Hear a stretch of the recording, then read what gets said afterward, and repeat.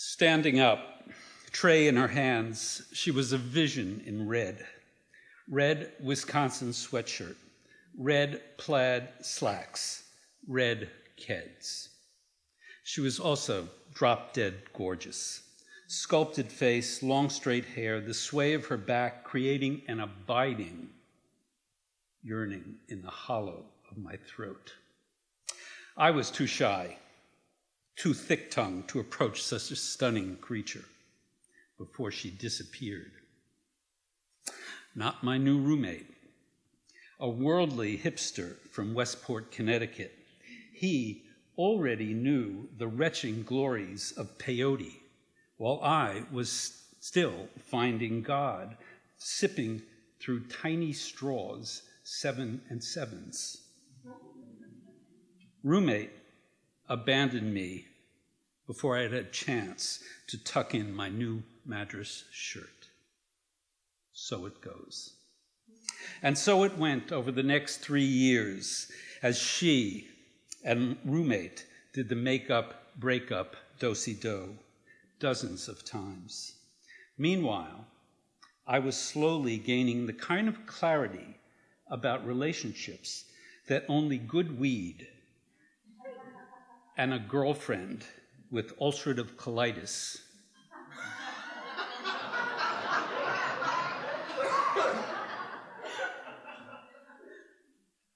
whose MD father specialized in ulcerative colitis could bring. Late one evening, perhaps early morning, reeling down the middle of Langdon Street in Madison in a state of high clarity, I declared to none and all that I would never get married, such a bougie convention, and that I would never, ever bring an innocent child into this corrupt world. I would live life as a hermit poet in Nova Scotia. A month later, the vision in red and the roommate had their final breakup, and Miss Ulcerative Colitis had flushed me out of her life.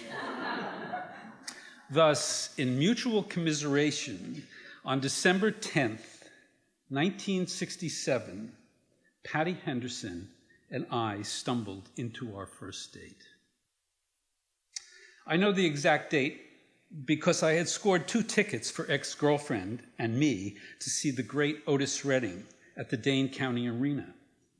And that night, his plane crashed into the frozen waters of Lake Monona. It was an inauspicious beginning to a relationship, for sure. But a few mournful hours later, followed by one lusciously sad goodnight kiss, I officially abandoned all self-righteous declarations about love and marriage.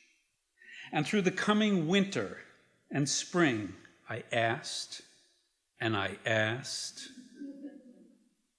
maybe I begged until she agreed.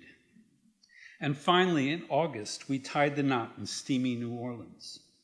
A month later, a full 15 minutes after our first adult conversation about the necessity of waiting to have children, we were naked and making a baby. 48 years later, I am still slack-jawed, dumbfounded when I speculate on how my life would have been different had roommate and I arrived in the Rathskeller 30 seconds later. The vision would have been gone, and the likelihood of ever seeing her again on a campus with 40,000 students was beyond unlikely. I never would have shared a kiss with a girl, then a woman, to whom I am drawn every moment of my life in vast, unspeakable ways. And maybe more confounding, our children would not exist. 7 of them, nor the 16 grandchildren. It boggles the mind. Some people might explain that our unlikely meaning and long life together as a, quote, meant to be. That is very sweet. But I have to be high on the crack of religion to believe that. Because in this vast, incomprehensible universe, I'd also have to consider divorce, insanity, drug addiction, cancer, murder, and mayhem of all kinds as meant to be's. After 48 years, after all the better and worse, through the thin and the thickening, through this glass darkly, I've learned barely enough to leave the unanswerable questions alone and just be humbled by the precarious foundation of our unlikely lives together.